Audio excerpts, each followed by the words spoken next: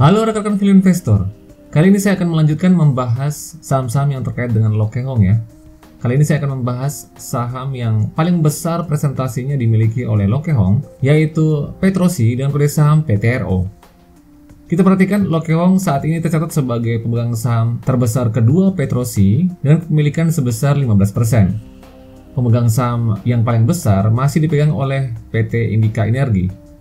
Nah, tercatat dari semua saham yang dimiliki oleh Lokehong seperti Cevin, PNLF, dan juga BMTR, hanya PTRO ini yang kepemilikannya paling besar, di atas 10%. Ketiga saham lainnya ini kepemilikannya di bawah 10% atau di bawah 5%. Bahkan PNLF tidak dicatat dalam laporan keuangan karena memang kepemilikannya di bawah 5%. Jadi yang paling besar ini adalah PTRO.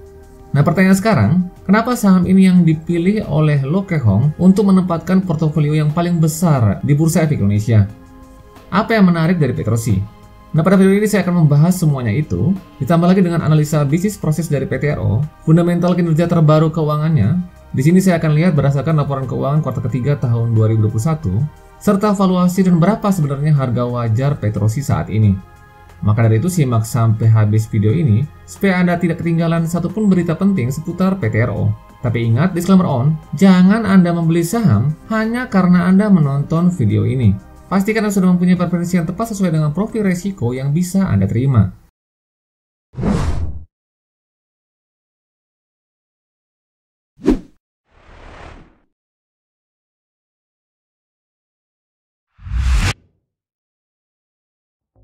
Oke, kali ini saya akan membahas duluan tentang prospek PTRO dan juga prospek saham batubara secara keseluruhan di Bursa Efek Indonesia. Nah, pertama kita mulai dulu dengan PTRO nih. Pada tahun 2021, ini kabar terbaru, PTRO atau Petrosi menandatangani kontrak proyek tambang bauksit dengan PT Meko Metal Mining. Proyek ini senilai 2 juta US dollar yang berlokasi di Kalimantan Selatan. Nah, yang menarik dalam proyek ini atau kontrak ini, di dalamnya itu ada klausul Petrosi berhak menerima bagian hasil sebesar $2 per 1 metrik ton kering yang akan dijual oleh PT Meko Metal Mining. Nah, ini artinya berarti ke depan Petrosi akan mendapatkan semacam recurring income atau pendapatan berulang dari setiap penjualan atau setiap produksi bauksit yang dihasilkan oleh PT Meko Metal Mining. Dan ini akan tercatat di laporan keuangannya setelah tambang bauksit ini beroperasi. Lalu untuk prospek saham batubara ya secara keseluruhan, sektor batubara di Bursa Efek Indonesia, sampai dengan saat ini saya masih percaya diri pada saham batubara atau sektor batubara karena yang pertama, saya tetap rasional untuk memilih saham berkualitas kinerja fundamental yang bagus, salah satunya saham batubara. Hal ini karena memang sangat pasti semua perusahaan terkait batubara kinerjanya tuh akan bagus pada tahun 2021 dan akan berlanjut pada tahun 2022. Sampai dengan video ini dibuat, harga batu bara masih bertahan di level tertingginya, yaitu di level $181 per ton. Ini masih level yang cukup tinggi ya, jadi bergerak antara 150 sampai dengan $200 per ton. Dan saya rasa masih akan bertahan di rentang harga tertingginya ini selama tahun ini. Karena apa? Karena memang orang masih butuh batu bara. Kemarin saja, hanya rencana 1 bulan saja Indonesia melarang ekspor, negara-negara besar dan kuat seperti China dan Jepang sudah memohon-mohon kepada Indonesia untuk membatalkan kebijakan itu. Nah, hal ini membuktikan bahwa sampai dengan saat ini, batu bara itu masih menjadi sumber energi primadona paling sering digunakan karena memang paling murah dan paling efisien. Dan semua hal ini akan memberikan suntikan sentimen positif yang tidak akan dilewatkan oleh para investor. Tapi jika Anda bilang tidak kok, saham batubara yang di situ-situ saja, maka saya akan memberikan bukti sebagai berikut. Ketika saya katakan optimisme untuk batubara ini untuk pertama kalinya ya pada video saya tentang beberapa saham batubara yang murah, Anda bisa lihat lagi videonya itu, bisa klik linknya di atas. Di situ saya sudah mengatakan bahwa karena harga batubara naik, kinerja perusahaannya batubara akan naik, maka hampir pasti harga sahamnya juga akan naik. Ketika video itu dirilis, PTBA masih di kisaran 2.200. Sekarang sudah di 2.800. Lalu Adaro ketika itu 1.300, sekarang sudah di 2.200. Indika Energi pada saat video itu 1.300, sekarang sudah 1.600. ITMG yang tadinya 16.500 sudah naik tinggi ya, sudah dari 7 ribuan lalu ke 6.500 dan sekarang sudah 22.000. Dan yang paling fenomenal itu Harum. Saya pertama kali bahas saham ini 5 Februari tahun 2021. Waktu itu harga sahamnya 5.800. Sekarang sudah di 10.000. Ya, tapi memang karena Harum ini ada tambahan sedikit sentimen dari nikel ya untuk baterai listrik, jadi memang kenaikannya tambah kencang. Nah, Petrosi sendiri saya pernah membahasnya itu secara khusus pada tanggal 15 Februari 2021. Waktu itu harganya sekitar 1.700-an. Nah, sekarang sudah 2.180. Artinya memang ada kenaikan dari saham-saham batubara ini karena memang kinerjanya naik. Jadi jika Anda mengatakan percuma harga batubara di situ-situ saja belakangan ini, itu artinya yang salah itu bukan sahamnya, tapi Anda yang salah ambil posisi. Prinsipnya itu begini, kita kan kalau mau naik pesawat kan pas pesawatnya lagi berhenti di bandara, bukan pada saat terbang di udara kan baru kita mau naik, lompat naik kan nggak mungkin. Begitu juga dengan saham, sebaiknya belilah saham pada saat dia itu lagi tenang, atau saya sering katakan cooling down. Bukan pada saat dia naik kencang, begitu juga pada saat turun kencang. Jadi jangan hanya asal sudah turun banyak nih, saatnya sudah masuk. Nah itu juga salah. Tunggu sampai dia cooling down, tenang dulu saja, baru kita akan naik. Jadi jangan FOMO. Kalau FOMO ya ambil salah posisi. Kalau sudah salah posisi, yang disalahkan sahamnya, bandarnya. Padahal sahamnya sudah naik banyak. Tapi karena kita salah ambil posisi, ya jadinya cut loss. Nah, alasan yang kedua, kenapa saya masih optimis dengan saham-saham batubara itu, satu-satunya pelepas dahaga kesabaran di saham itu selain capital gain adalah dividennya. Nah, sampai dengan sejauh ini, setahu saya, hanya saham batubara lah yang konsisten secara historis memberikan dividen yield yang tertinggi di Bursa Efek Indonesia. Anda bisa cek sendiri. Dan dividen yang diberikan ini merupakan dividen yang sehat, karena memang diambil atau dibagikan dari laba perusahaan, bukan diambil atau digerus dari modal atau ekuitasnya.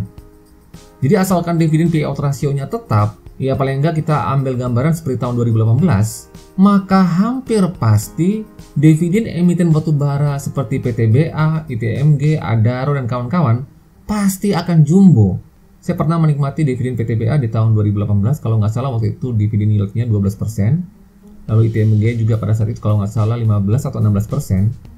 Dan kalau Anda bandingkan, misalnya Anda dapatkan dividen ini, kita bandingkan sajalah dengan kenaikan Bursa Efek Indonesia secara keseluruhan itu hanya sampai 10% saja pada tahun 2021. Maka dengan hanya memegang satu saham batubara saja, misalnya PTBA, Anda sudah unggul 2% daripada pergerakan saham di Bursa Efek Indonesia. Belum lagi ditambah dengan capital gain-nya. Tapi ingat, capital gain seperti tadi saya sudah katakan, jangan ambil salah posisi. Dan mungkin karena faktor inilah yang membuat kenapa Loke Hong mengkoleksi saham batubara, salah satunya PTRO. Karena memang sejauh ini Loke Hong telah menikmati dividen yang begitu besar dari saham-saham batubara. Nah, berikutnya kita akan membahas sedikit saja tentang profil singkat Petrosi. PT Petrosi Tbk adalah sebuah perusahaan yang menyediakan jasa pertambangan yang lengkap di bidang kontraktor pertambangan, jasa rekayasa, pengadaan, dan konstruksi di sektor batubara, minyak, dan juga gas bumi di Indonesia. PTRO ini dimiliki dan dikendalikan oleh Indika Energi dengan kode saham INDI. Nah, ini merupakan bagian kecil ya dari jaringan usaha terintegrasi milik INDI. Jadi memang selain PTRO, ini juga mempunyai usaha pembangkit listrik, pelabuhan, jasa pengangkutan batubara, dan juga tambang batubara itu sendiri. Nah, klien terbesar dari Petrosi ini adalah PT Kideko Jaya Agung. Nah, ini adalah anak usaha dari INDI sekaligus menjadi kontributor terbesar produksi batubara untuk INDI. Sebagai informasi ya, Kideko Jaya Agung ini merupakan perusahaan batubara terbesar ketiga di Indonesia setelah Kaltim Primacoal dan juga Adaro Energi. Kideko Jaya Energi sebenarnya mempunyai beberapa kontraktor untuk menggali tambang batubaranya. Namun PTRO diuntungkan karena memang statusnya sebagai sesama anak usaha INDI, jadi memang porsinya itu lebih besar daripada kontraktor lainnya. Nah, mengenai modal bisnis dari Petrosi ini khususnya di bidang kontraktor pertambangan batubara sebenarnya sangat sederhana. Jadi Petrosi ini ditugaskan untuk menggali tanah atau yang disebut dengan overburden removal, kemudian mengambil batu baranya, lalu dibawa ke tempat penyimpan atau disebut dengan pit. Sehingga Petrosi tidak perlu repot untuk mencari cadangan batu bara, melakukan eksplorasi, mengurus izinnya, dan juga mencari pembeli atau pelanggan batu bara. Di sisi lain, kontraktor pertambangan ini tidak bertanggung jawab terhadap kualitas batu bara yang dijual. Jadi memang biasanya kesulitan dari perusahaan batu bara itu, mereka kesulitan untuk menjual batu bara berkualitas pada saat musim hujan. Padahal di lokasi tambang batu bara seperti di Kalimantan dan juga di Sulawesi, itu biasanya curah hujannya tinggi. Jadi memang batu bara ini yang berkualitas itu salah satunya itu harus kering dan kadar airnya rendah. Dan hal ini cukup sulit dilakukan jika musim hujan tiba. Padahal batu bara ini harus dikirim ke pelanggan itu dalam keadaan kering. Sehingga jika sudah diangkat dan basah, batu bara itu harus dijemur dan itu bisa memakan waktu yang cukup lama sehingga dapat mengganggu cash flow dari perusahaan batu baranya. Tetapi hal ini tidak akan mengganggu cash flow dari Petrosi karena kontrak itu akan terus berjalan dan dibayarkan sesudah pengerjaan itu selesai atau berdasarkan perjanjian yang ada. Nah, itulah mengapa bisnis proses dari Petrosi ini sebagai kontraktor pertambangan ini terbilang mudah dan juga tidak rumit. Sehingga mungkin inilah alasan yang lainnya kenapa Loke Hong mengkoleksi saham batu bara, khususnya kontraktor tambang batu bara, salah satunya Petrosi. Karena memang bisnis prosesnya mudah, tidak rumit, tidak ribet. Hanya memang jika harga batu bara turun, maka permintaannya juga atau permintaan pengerjaan overburden removal juga akan turun. Seperti yang terjadi pada tahun 2020 yang lalu ya, pada saat puncak-puncaknya krisis COVID, maka biasanya perusahaan tambang ini akan menurunkan produksinya.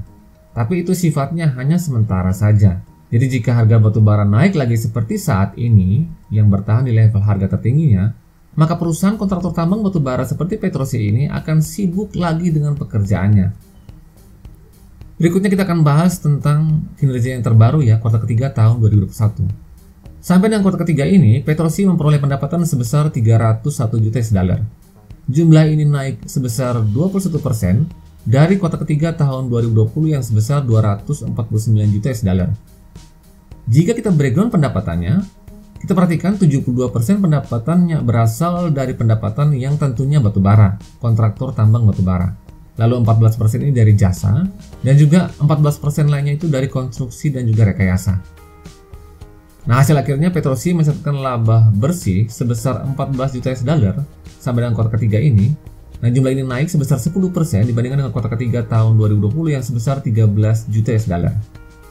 Jadi secara kinerja, seperti tadi sudah saya katakan, naik karena memang harga batu bara naik, kerjanya naik, dan hal inilah yang tadi saya katakan, sehingga membuat harga sahamnya juga naik. Berikutnya kita akan cek kesehatan hutangnya, solvabilitasnya. Sampai dengan kuartal ketiga ini, hutang Petrosi sebesar 287 juta US dollar. Jumlah ini sedikit lebih tinggi daripada ekuitasnya ya, sebesar 238 juta US dollar. Tapi di sisi lain, hutang jangka pendeknya sebesar 166 juta US dollar. Jumlah ini lebih kecil daripada aset lancarnya yang sebesar 220 juta US dollar. Dari kedua data ini memperlihatkan solvabilitas atau kesehatan hutang yang kuat dari Petrosi. Di samping itu, jika kita melihat lebih rinci lagi tentang kemampuan bayarnya untuk melihat sejauh mana kuatnya likuiditas dari Petrosi, kita bisa cek atau kita bisa bandingkan antara kas yang ada saat ini dengan kewajiban jangka pendeknya. Yang kita perhatikan ya, kasnya saat ini sebesar 96 juta US dollar. Jumlah ini dapat mengcover hutang jangka pendeknya. Dan dalam hutang jangka pendeknya ini kita hanya lihat untuk hutang yang mengandung bunga saja, yaitu sebesar 49 juta US dollar. Jadi untuk hutang-hutang lainnya ini ya, seperti ini hutang bank yang paling pertama ini nggak ada. Lalu hutang usaha yang terbesar ya sebenarnya ini 67 juta US dollar. Ini merupakan hutang yang tidak berbunga ya. Ini hutang yang produktif, jadi kita tidak terlalu mengkhawatirkannya. Hutang dividen juga begitu, hutang pajak, beban yang masih harus dibayar juga tidak termasuk, kewajiban kontrak juga tidak. Jadi yang kita hitung itu hanya liabilitas jangka panjang yang jatuh tempo dalam 1 tahun. Ini pinjaman jangka panjang pihak ketiga, 49 juta US dollar. Nah, untuk liabilitas sewa juga tidak, ini karena leasing ya. Ini untuk biasanya untuk alat-alat produksinya seperti alat kendaraan berat dan juga lain-lain. Jadi dilihat dari sini mengindikasikan bahwa likuiditas dari Petrosi ini cukup kuat. Ya walaupun memang tidak semua kasnya ini akan digunakan untuk membayar hutang, tapi setidaknya ini menjadi salah satu indikasi kuatnya likuiditas suatu perusahaan. Nah, berikutnya kita akan cek valuasinya. Kira-kira Petrosi saat ini sudah murah atau masih mahal? Anda perhatikan, ini adalah grafik yang menunjukkan rata-rata PBV dari Petrosi selama 5 tahun terakhir. Garis yang berwarna orange yang disebut sebagai mean PBV artinya dalam 5 tahun terakhir saham Petrosi biasanya diperdagangkan dengan PBV sebesar 0,61 kali. Nah, saat ini PBV dari Petrosi sampai dengan video ini dibuat sebesar 0,65 kali. Nah, di sini kita perhatikan bahwa Petrosi ini PBV-nya sudah di atas dari PBV rata-ratanya selama 5 tahun terakhir. Tapi jika Anda perhatikan dari grafik ini, seperti tadi sudah saya katakan, bahwa secara histori biasanya jika harga batubara naik, kinerja dari perusahaan-perusahaan batubara dan juga kontraktor tambang batubara akan naik. Pada saat itulah juga biasanya harga saham batubara akan naik. Dan inilah yang tergambar pada tahun 2017, 2018, sampai dengan sedikit tahun 2019. Dan pada saat itu kita perhatikan PBV dari Petrosi juga mengalami kenaikan yang cukup signifikan. Karena memang pada saat itu Petrosi membukukan kinerja yang cukup lumayan bagus, bahkan sangat baik, karena memang kenaikan harga batubara yang saat itu level tertingginya itu ada di 120 kalau tidak salah. Nah, sekarang level tertinggi itu lebih tinggi lagi saat ini, yaitu level tertingginya di 270 kalau nggak salah. Nah, sehingga kita mempunyai asumsi bahwa sebenarnya dilihat dari 5 tahun ini, PBV dari Petrosi saat ini ketika harga batubara naik sebenarnya masih cukup lebih rendah ketimbang dari PBV-nya ketika harga batubara sempat naik pada tahun 2018 yang lalu. Nah, dari sini kita bisa mencari harga wajarnya dengan cara kita menggunakan patokan yang plus 2 PBV ya.